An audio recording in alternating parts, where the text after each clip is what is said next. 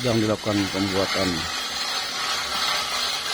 kolam ikan terapi di Gubuk Betawi.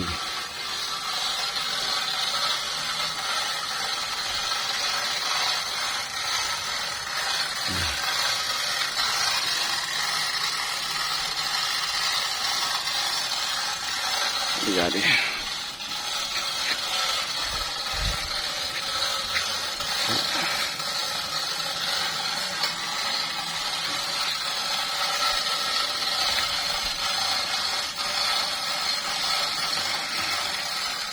yang dikerek,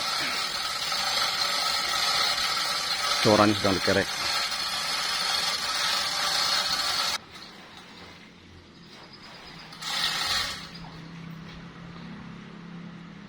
Setelah dikerek, di setel, baru dipalu.